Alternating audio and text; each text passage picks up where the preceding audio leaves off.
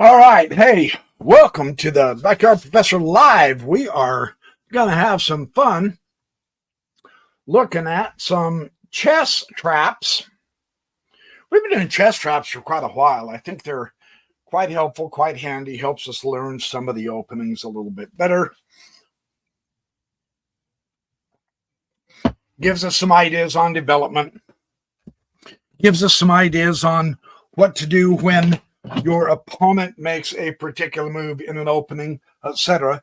So this will be fun to share some ideas. I am excited. I wanted to say that I am going to begin a new mini documentary series on the historical Jesus, not just the church Jesus, but the historical Jesus, the scholars Jesus, the atheist Jesus, etc. So keep your eyes peeled for that. Those of you who like that kind of stuff. If you don't, no big deal. But we're here for chess this morning, so let's get on it. Hey, Bella Glavi, sup? How are you, my friend? You're just in time. We're going to do some King Indian. Why not? King's Indian is always fun. Is that board crooked? Yeah. The board's not crooked. It's the Backyard Professor who's crooked. So here we go. Okay, so let's see some King's Indian defense. Knight, king, pawn, queen, bishop 4. Here we go. Pawn, king, knight 3. This is going to be the classical King Indian setup that black will do. And he's got, now he pushes pawn, queen 4. So this is interesting. And the other knight do bishop 3. So we've got both knights out. And of course, he's going to fianchetto. So he's made a claim for the center. That's interesting how he's bumped that pawn up. You usually will see him do that, but yeah. So both, he is fianchettoed, and now we're going to release the tension real quick. So if white does this, so sometimes it's good to keep the tension, sometimes it's better to relieve the tension. If white this early in the King's Indian defense does release this kind of tension, here's what you do. You go ahead and take the pawn with the knight. Okay? Knight will take the pawn. And when he does, white wants to fianchetto here in this instance. Go ahead and castle quick. This is the nice, cool thing about the King's Indian defense. Seriously. The first opening, well, what, 5 or 6, 7 moves even, are just almost automatic regardless of what your opponent does. It doesn't matter. Even if he starts trying to attack you, you go ahead and get your bishop fianchettoed. You go ahead and get a claim in the center and castle immediately. And from here, it just gets better. That's the beauty of the King's Indian setup, is it is not difficult to memorize. The first 5 or 6 moves is always the same. Very cool to know that, right? So he's going to bump up to try to fianchetto. Black will castle. Now, and when you do push the G pawn, either color, or the B pawn, either color, you do want to fianchetto. There's no question about that. Looks like there's some folks coming in. Hey, Shashank, how are you? Can I have a shout out? Yes, shout out to Shashank. Woohoo! Shout it out loud, Shawshank, Shawshank, Shawshank. Come on, that's as good a shout out as you're going to get. No other chess video producers are going to shout you out like that, right? Hey, when you come to the Backyard Professor, he delivers, baby. So, bishop, knight 2, and now he's going to present some pawn moves that's going to gain him space, the black. This will gain him space. And in the King's Indian, and I know we've seen some where everybody says, yeah, castle early. I get all that. But in the King's Indian, regardless of whether you're playing the black or the white, the nature of the structure of the pawns and the nature of the development of the pieces, you truly do want to castle early, right? I mean, there's always an exception. If he really has made a wild, bizarre move, you can put off castling for one or two moves if you have to. But really, seriously, the strategy is to castle. So we're going to get castled. And this is good. At this point now, no, he's not fully developed, but he is going to go ahead and exchange the knight. And this is important because now this does give white a very good pawn center. I've got a runny nose this morning. I was sick last week. I apologize. I missed last week. And now the knight to bishop 3. So we have tension again, but it's not going to be relieved because now he wants to build up his center. In the process, if black does choose to relieve the pressure in the center, it's going to open up a file in the center, isn't it? So we want to keep our eye out on that too. So that's cool. Pawn, king 3, and now queen, rook 4. Here we go. Now, it's not like it's a threat as such. It's a developing move. And we're going to see that white's going to take care of the queen side as well with the queen. And now the rook's going to come to knight 1. Okay, so it's obvious that black wants to play on the queen side. You shouldn't have any question about that, right? I mean, you know, you're going to bop the queen over there. You're going to put your rook in there. You've got to pay attention if you're white on the queen side without question. So he's going to get his piece. And here we go. Bishop, knight 5, zinging over on the other side. And why is this so good? Because it's threatening. Bishop takes knight, then the bishop will take the bishop, then the king pawn will take the pawn, the knight will take the pawn, and black will win a pawn. A central pawn, not just any pawn. So this is going to be interesting. And now, queen, rook, queen 1 is not the right place to put the rook. He's going to go ahead and pull the trigger in the center. The bishop pawn will take the pawn. And now, queen to rook 4. And black is going to win the exchange here. Very interesting. And that's one of the things I like about these traps. What black is doing is threatening to win the knight, right? And the knight's not going to be able to move out of the way because then you lose the rook. You go down the exchange with the rook. In a way, it might be better than just outright losing a piece. So it's very interesting. Now, let's see. He shows a variation. I want to show this variation.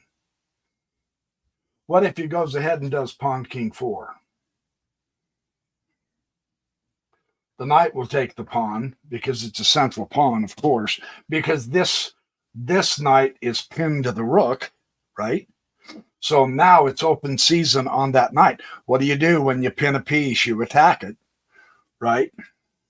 And that's what makes this so difficult. Well, the knight is going to take the knight, though. The bishop will take the rook, winning the exchange, and the rook takes the bishop. So he still wins the exchange no matter what he does. So, and once again, the cool thing about some of these traps is when you zing your queen out there on the diagonal, you always want to watch that horizontal as well. Because with the horizontal, you can really set up. That was a good battery, the queen and the bishop battery. So that was kind of fun stuff. Kind of interesting to see how that works. Let me mark this down that I've done it. And let me set this board back up. Oh, I've got another really cool King's Indian defense thing going too. So let me put this up real quick. Always put the queen on her own color. Don't forget that. Hey, I know. Sometimes I have. Woohoo! Makes it for fun and exciting. You guys get to yell at me. Hey, yo, dork. Put the queen on the color. On her own color. You've got the queen and king mixed up. I've done that once or twice. You ought to see what happens when you do that in an actual game. Casual, of course, said never let you get away with that in a chess tournament. No way, man. You can get away with it with family, but man, I'll tell you what. Other than that, no way, no how. All right, let's take a look at this. Everybody having fun yet? Is anybody even here? Oh yeah, hey Parker, good to see you. Okay, now this is kind of a really cool, quick trap that makes this a lot of fun. Let's go ahead and get going here. Pawn, queen 4, knight, king, bishop 3, king, Indian defense. You can open either with the knight. Usually it's the knight or the queen pawn, depending on which opening the white decides to do. And he's going to do the typical fianchetto. He's going to bop the knight out there. And now once again, the pawn to queen 4. And the other knight comes out to f3 here. And he's going to fianchetto the bishop there. Now, if white goes ahead and says, hey, I see something, I'm going to go ahead. Whoop, not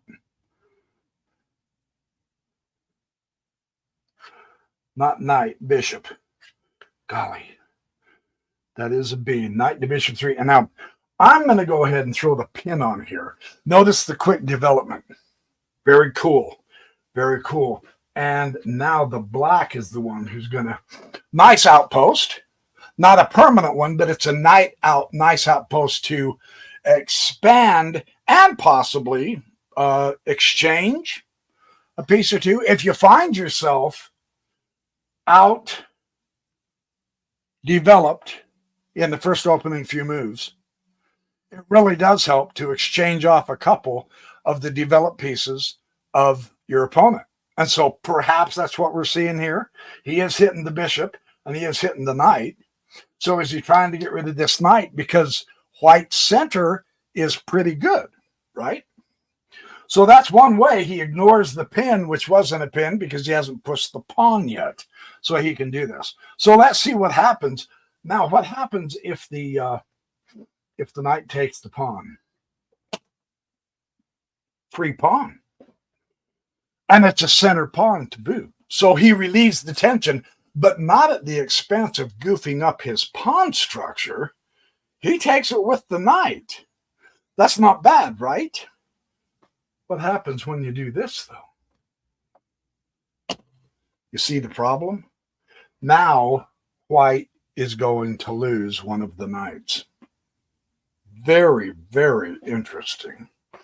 If he goes pawn, king 3, or no, knight takes the bishop, the knight takes the knight, and now pawn, king 3, he loses one of the knights. There we go. That's the form that I remember. So while you're developing, you gotta watch and see. It's not that white did it wrong by advancing his pieces, because actually, black is the one that took the bishop. And so this knight is just an exchange of a piece. I mean, for Pete's sake, you don't want to let yourself be a bishop down. So it makes obvious sense why he took that. White's problem was, rather than continuing to develop, get his pieces out on better active squares, he went ahead and nabbed a supposed free pawn, and that's what cost him, because the pawn move is a double move. You hit the knight and open up the queen.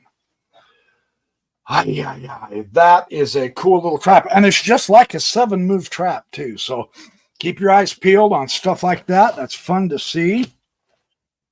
Interesting to know about, especially in the King's Indian defense, because that is actually one of the more popular openings for the when you play the black pieces.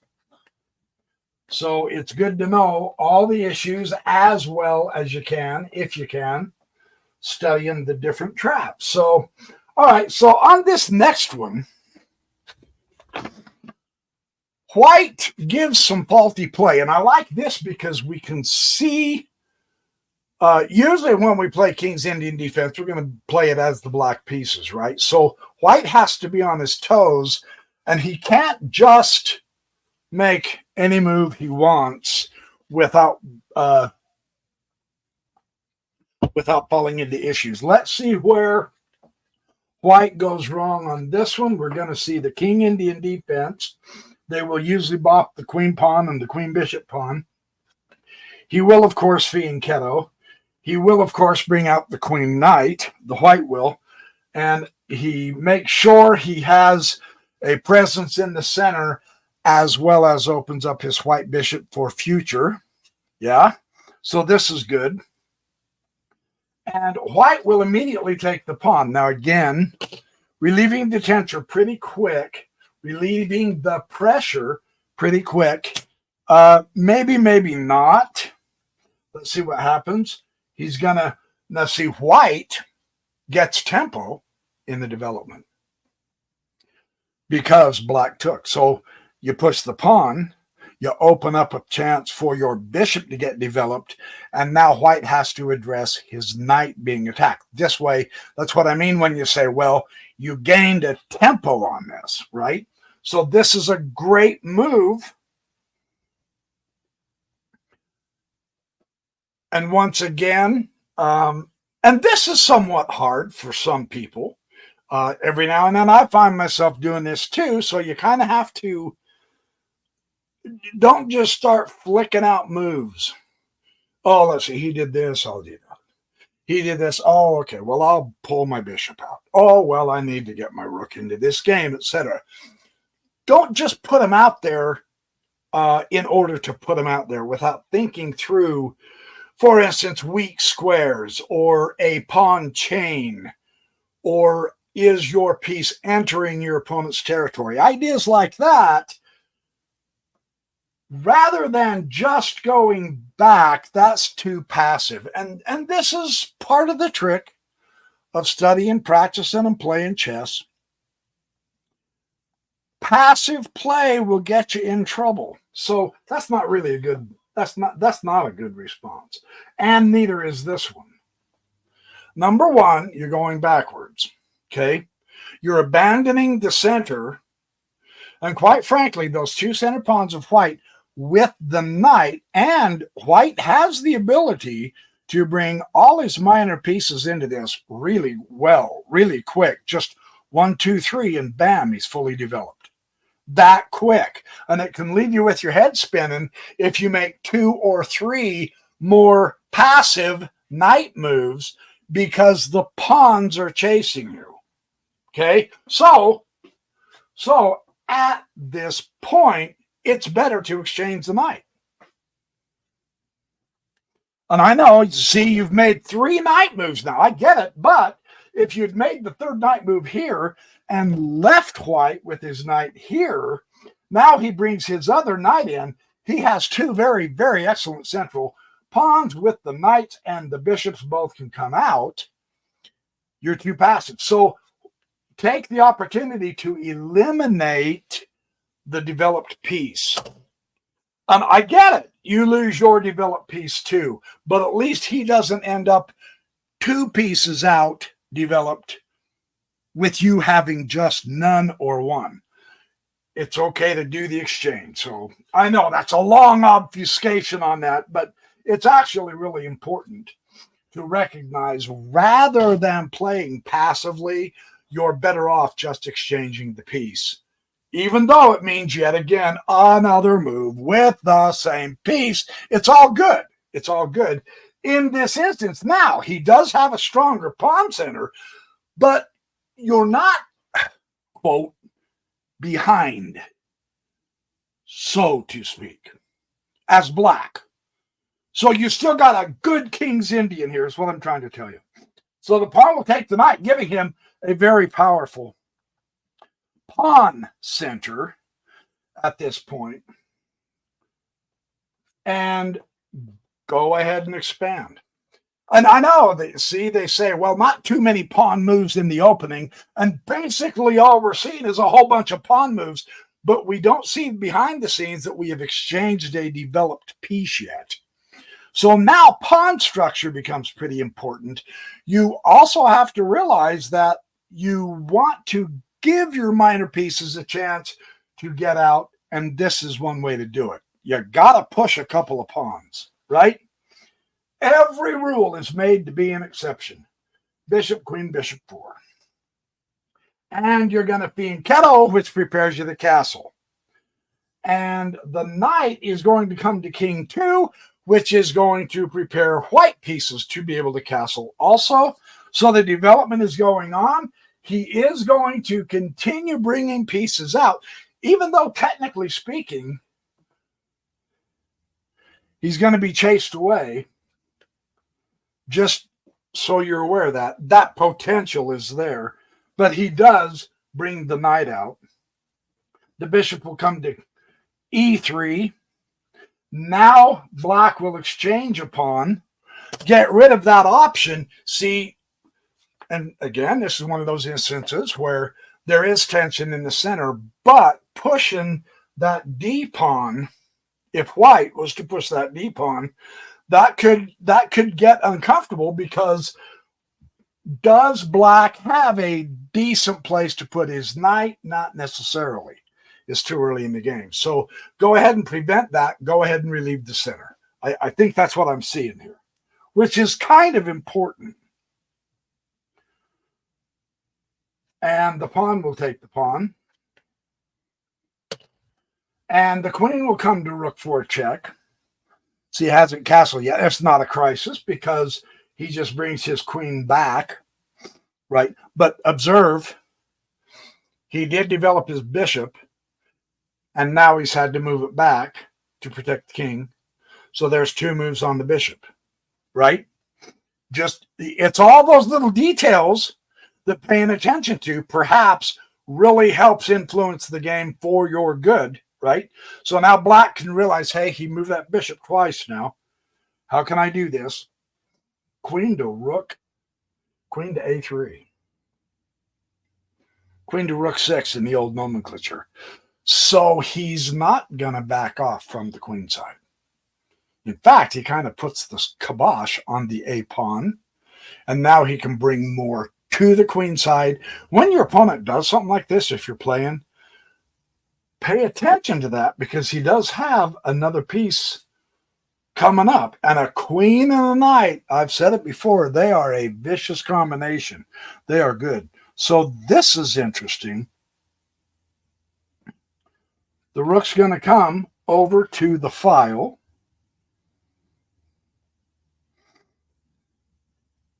Black is going to go ahead and castle.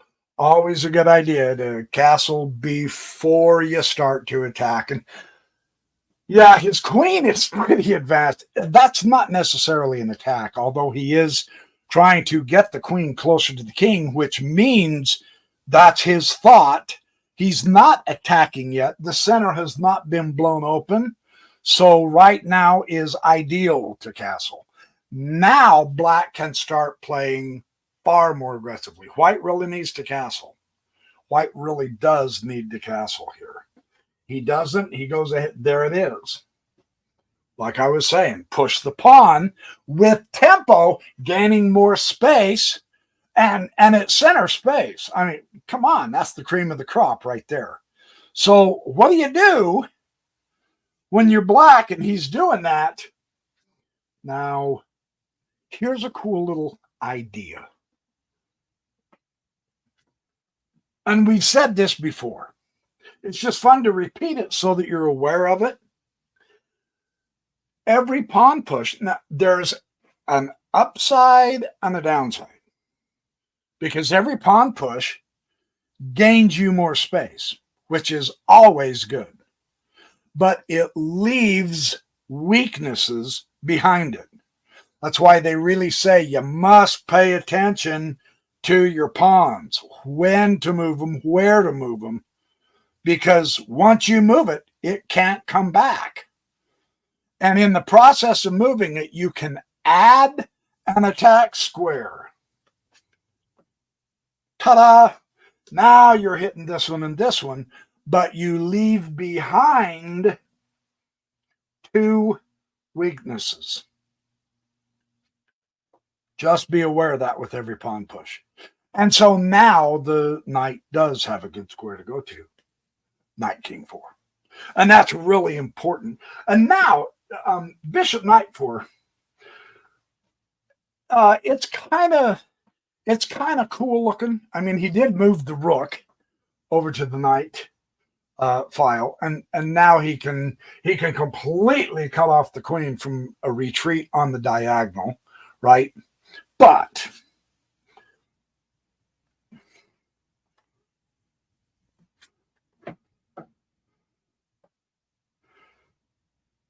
I hope that's right. It just says queen, bishop, 6 with 2 exclamation points. Check.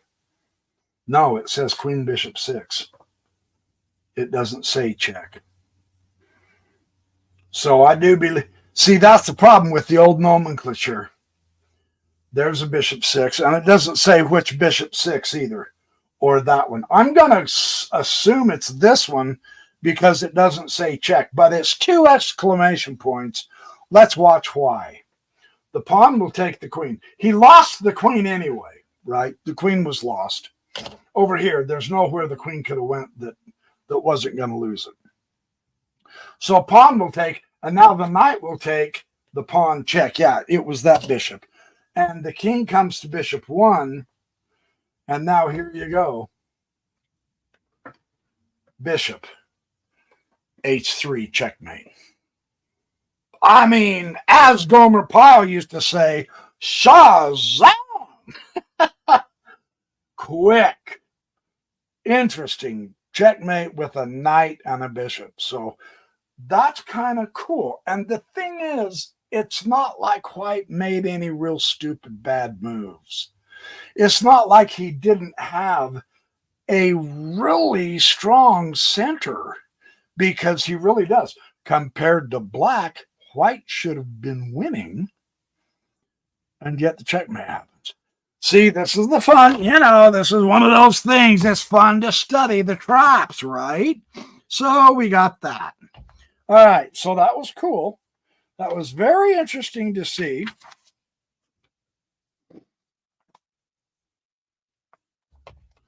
Once again, let's take another look at the King's Indian defense. It's a great defense because it's so all around flexible when you're playing the black pieces, the King's Indian. It's really kind of nice to have it in your arsenal.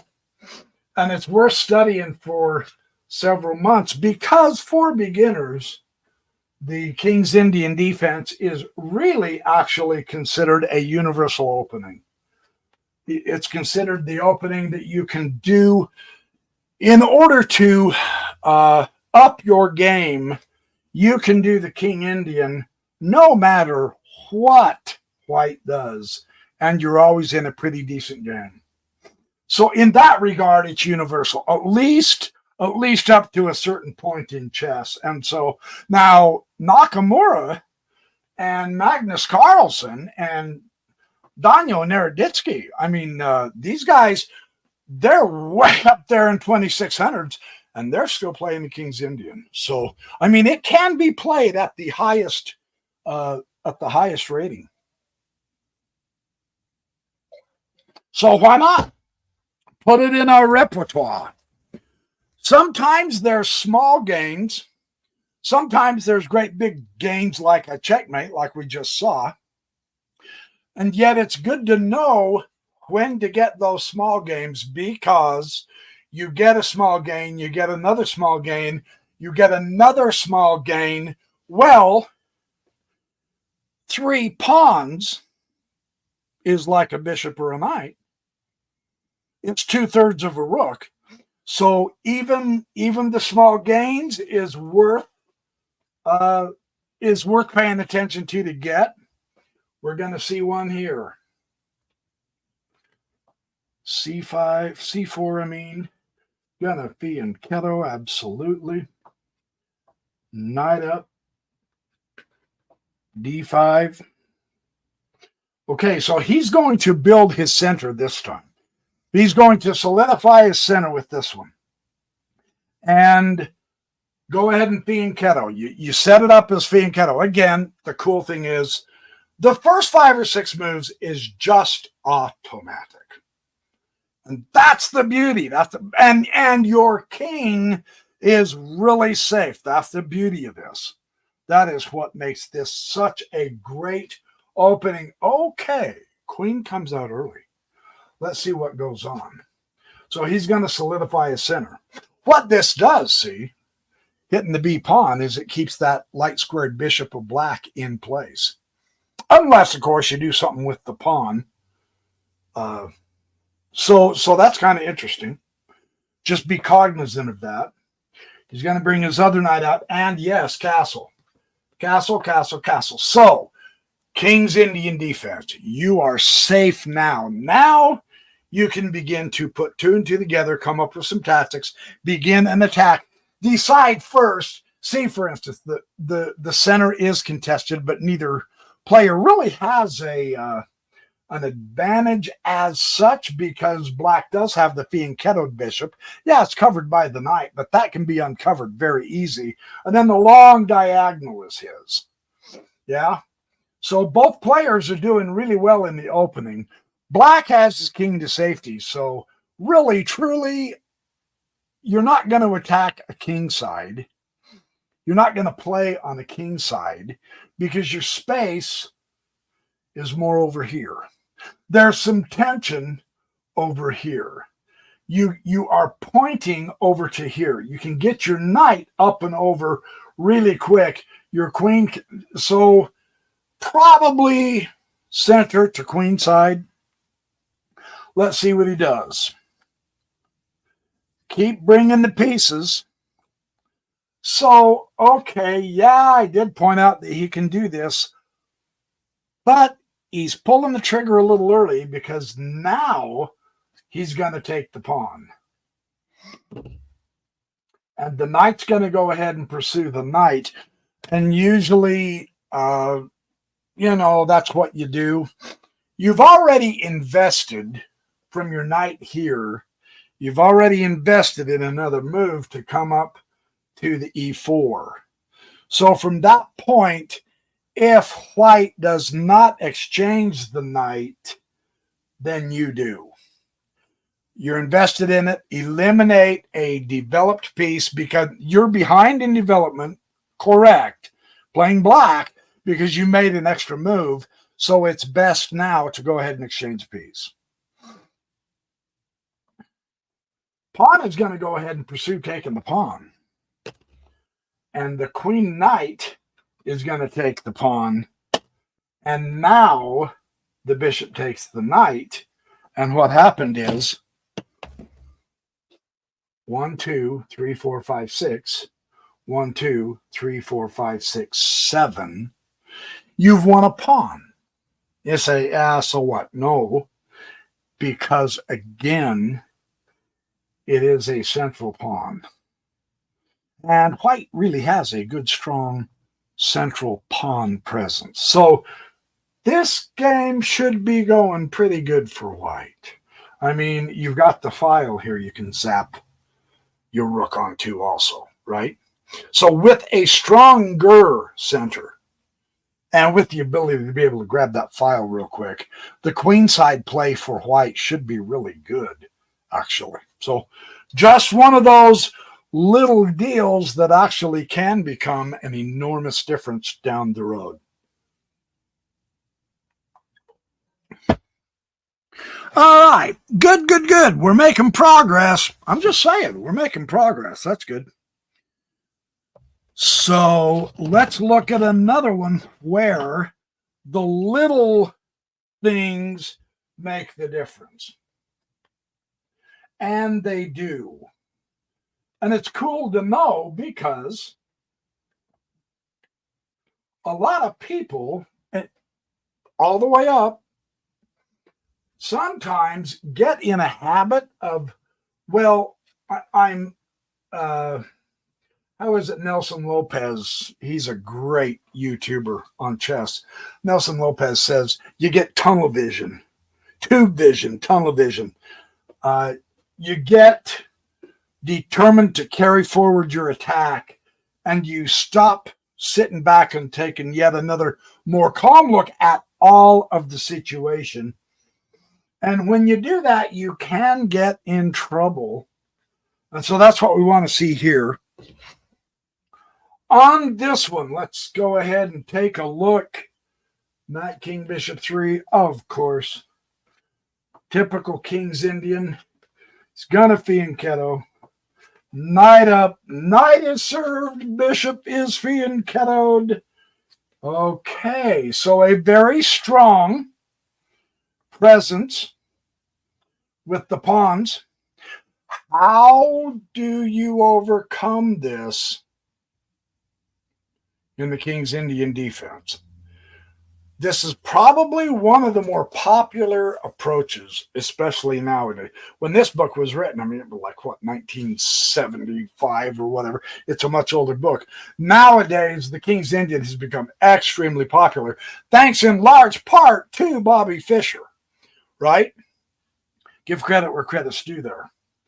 So now, and this is classical King's Indian. You do want to bump here because you really don't want, if you don't do that, and for heaven's sakes, don't put your knight out there. I know you have a few options, but not the knight. Not there, not in this situation, because you really don't have a good place to put that knight in the King Indian defense. If this is the pawn structure, that white gives you. So you don't want to give him that chance, right? So don't. And the way to defend that is that one. So okay, he's going to bring in. It's almost like a Grand Prix attack. I can't remember what this attack is called. Dang it. Anyway, it's a good attack. It's a very popular one. Castle. See, again, the beauty of it. The first 5 or 6 moves is always the same, no matter what white throws at you. That's why the King's Indian defense is so popular. So this is good. This is great. Now your king's safe. Now we can start rolling on playing chess. Bishop's going to come to Queen 3. Again, white wants to prepare the castle too. Neither side. When you play the King's Indian, what you're doing is you're allowing white to build up a center through possessing the center by putting stuff on the center squares. You know, the pawns, the pieces, right? So you're letting him have a strong center for the time being. It's not like you're playing a weaker opening. You're just not arguing for the center at the first of the game. But you're set up so that you can argue for the center in the game. That's classical King Indian setup. Nice. Good stuff. So, but you got to pay attention because white really has a good development here for the center. And it's all good. So we want to pin the knight. And this is so typical. And of course, he's going to ask you, okay, what do you do? What do you want to do? In this instance, I think this is more with the,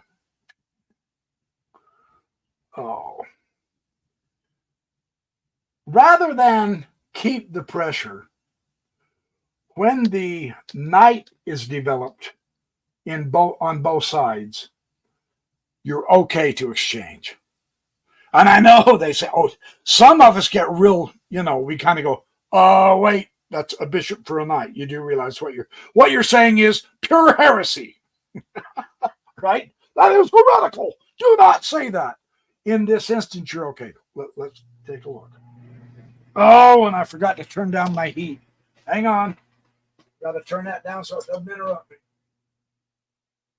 I'm down in my cold basement, so kind of keeps things cool. All right, so in this instance, it's okay to exchange. your bishop for knight, and the queen will take the bishop. So see, it didn't hurt white's development, but watch what happens. Now, boy, did I use that up? There we go. That's what I wanted. So, really strong development by white.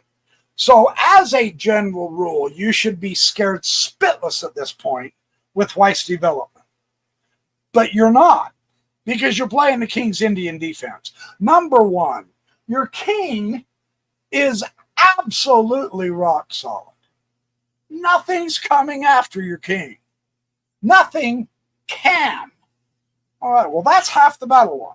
Your king is safe, so now you can begin to put together combinations. Let's see what he does. Now you can begin to attack and chip away at that powerful white center. And white has done a fabulous job putting those pieces and pawns together in a coordinated fashion. That's really cool to see. So what do we do? Okay, let's first come down to D7. What you're preparing for is the E5. In the king's Indian defense, your move is going to be E5. Yeah? Prepare for it because, and this does look like a retreat. Oh, okay, call it a retreat. As a general rule, you want to move forward. Yeah, we get that, but in order to move 2 to 3 steps forward, sometimes you do have to take a step back, and that is what this is. Supporting the E5. So you're playing white and you see black do that, you know he's preparing for the E5. Now, it's not necessary, sometimes it's not even critical to try to prevent that if you're playing the white.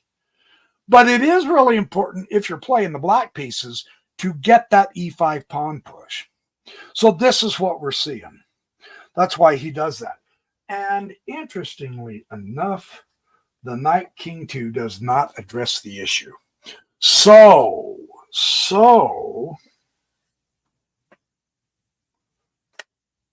rather, and this is crazy. This is Blitzoid crazy. Rather than pursuing the E5 with your pawn, you now have an option to put your knight there. And come on, that is the fun of some of these traps. It really is. And technically, it wouldn't matter which knight can go to king 4 to E5, I mean. Yeah, king 4, E5. So hit the queen. And of course, the pawn is going to take the knight. Okay, so is it a knight sack? No. Because now the knight will take the pawn. And again, a beautiful fork on the queen and the bishop. Right? And the queen is going to go to knight 3. And now the knight can take the bishop check. And the king comes to queen 2. And now the knight can take the knight pawn.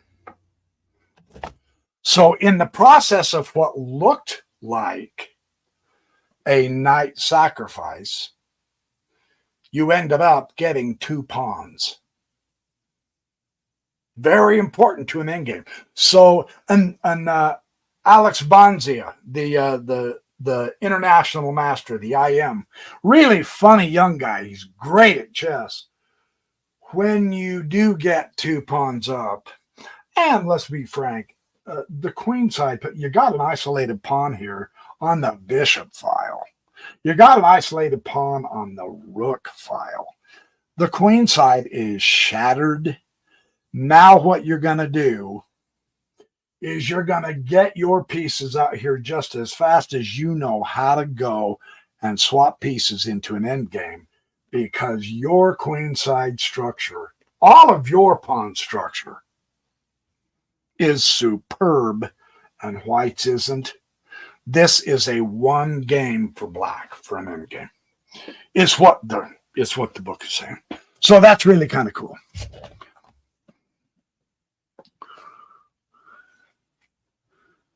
Oh, yeah, Bella Glavi. I know it. Yeah, and thank you for reminding me. Yeah, I've got to start getting to Yusupov. I agree. Do you have any of Yusupov's stuff, Bella Glavi? I've got all of his books. I mean, I paid like $450 for them years ago and never looked all the way through all of them. I was looking through them pretty heavy there for a while. I need to get back to those, but yeah, you're right. That would be. I will try to put two. Excuse me. I will try to put two and two together and start doing some of those lessons that Yusupov talks about, because he was rated number 3 in the world behind Kasparov and Karpov for like 20 years. I mean, the man is an animal. He knows everything there is to know about chess plus some, kind of like Kasparov and Karpov. And now Magnus Carlsen. And Daniel Naroditsky isn't very far behind. Neither is Nelson Lopez. Boy, these guys that are on YouTube, we live in a chess wonderland. So, okay. So that's basically the theme and the idea with the King Indian. Oh, that's why you're asking me to do it then. You don't have it. All right. I will grab, I think his first one's right over there. I will grab his first book and start going through. Yeah, we've done enough traps, haven't we? Maybe we do need to start looking through Yusupov. That would be a fun series on my live. Dude, that would be a fun series on my live, wouldn't it? Do some Yusupov lessons, and I can integrate some of Bobby Fischer's materials.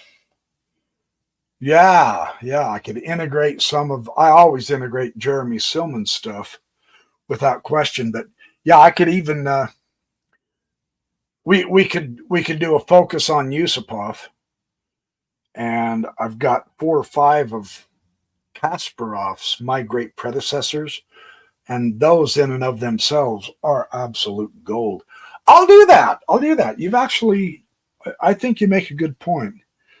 We've done enough traps for now. We've gone through about 7 different chess openings, some of the more popular ones. So, and this has been very fun and valuable, and I can return to it. But yeah, why don't I'll do that for you.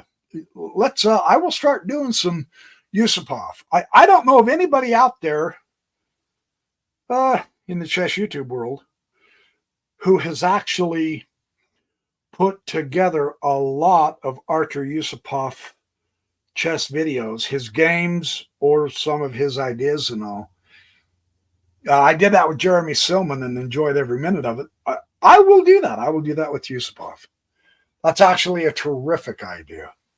That, and then I need to, and he's got some great stuff on tactics in every. I think his set of books is like 10. And in the first 9, I think the 10th one is kind of an overview of some stuff that's in his other books. But I do believe every one of his books have tactics, so I'll bring that out too. So, all right, yeah, let's do Yusupov. What the heck? We'll go Yusupov. None of them done Yusupov. Yeah, not that I'm aware of either. So what the heck? I may as well be the first one. Well, nobody was doing Jeremy Silman either, and so I did that, and that was a whole lot of fun. Oh, well, thank you, Avi Zakin. Thank you very much. Welcome. Yeah, let's do some Yusupov. You got me convinced. I think that is a fantastic idea. I really do. The thing about him is he does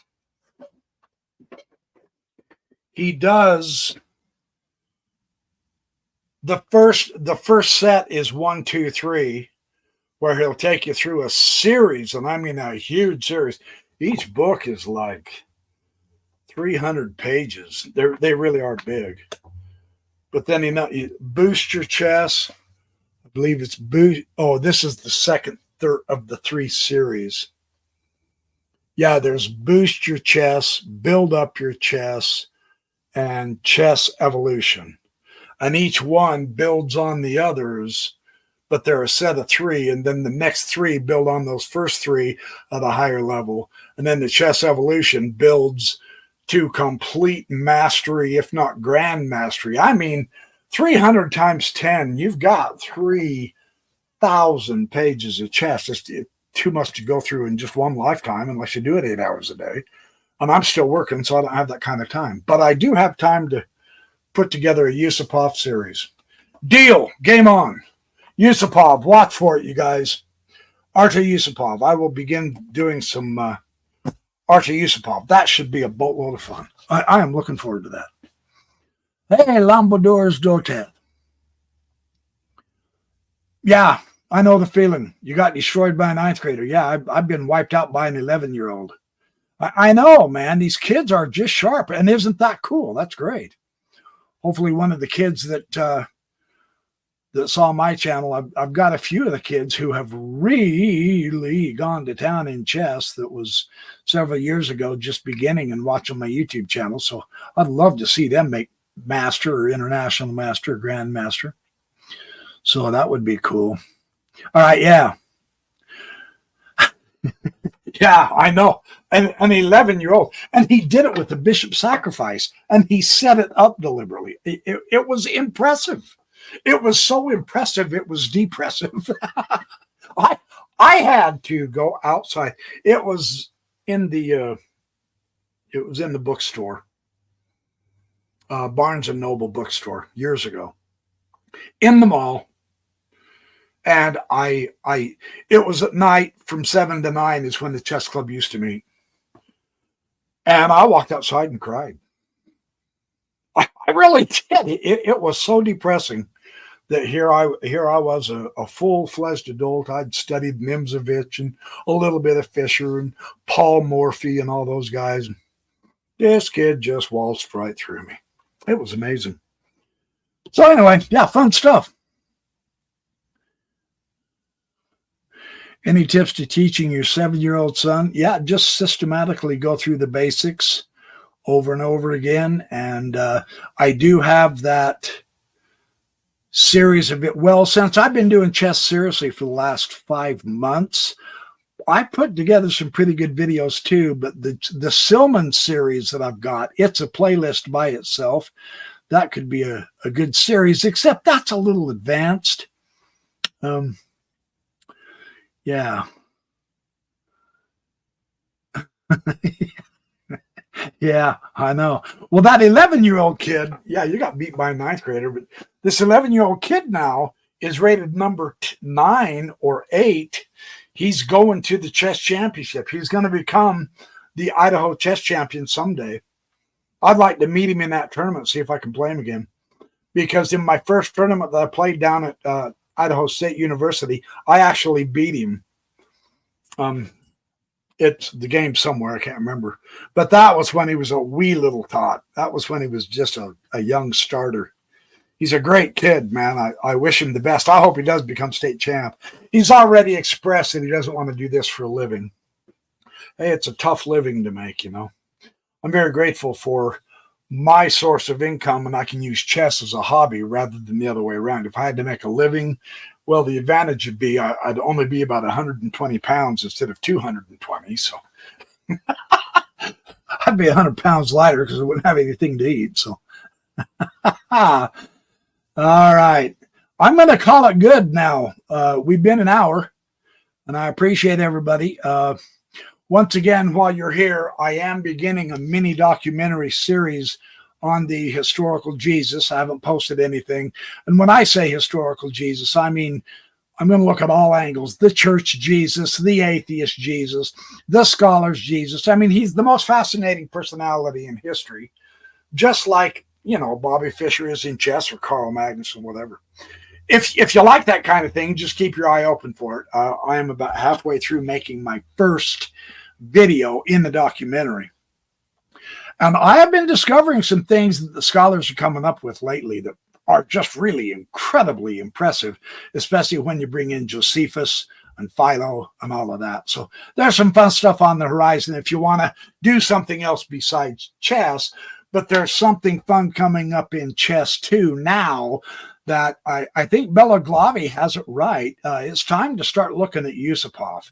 So I will start bringing in materials from Yusupov. I will look up some of his games and start playing through the games and use those to help illustrate how Yusupov can be so useful in our study in chess. That will be a hoot and a holler. Good suggestion, Bella Glavi. Yeah, me too, Steve. Or S. Parker. Yeah, Bella Glavi, don't play tactics against kids. Oh, any way I can beat them, I will. If it takes tactics, I will. However, just realize these kids are so good these days, they'll turn it around on you. Well, that's cool. Well, that's even better, if he's just a kid out there playing chess, enjoying himself. That's what we're doing. We're just adults who are never going to get really good, but we're having fun and enjoying the time together and learning some cool stuff. And we're getting good enough that perhaps we can go to the tournament. So, yeah, very good. All righty, I'm gonna bow out. I've got a weekend of work I've got to go do. I've got to go prepare for tomorrow night's live with the Backyard Professor, and I've got to start looking up some Yusupov. I might get him studied too, but I've got yard work and stuff to take care of. So thank you so much for all your support and love and help and comments. Stay tuned. I will be back next Saturday morning, 10 o'clock live with some Artur Yusupov. Let's switch gears. I like that idea very much. In fact, I might even put together a new playlist of Artur Yusupov and begin making videos as well as doing lives on Artur stuff. So that will be very good. Hey, Jolly Troll, thank you for coming on. Appreciate seeing you. All right, we're going out, but don't forget this does record as a video. You can watch the whole video and enjoy some more traps. I will catch up to you guys very soon. Where's my ending slide? Hasta la vista.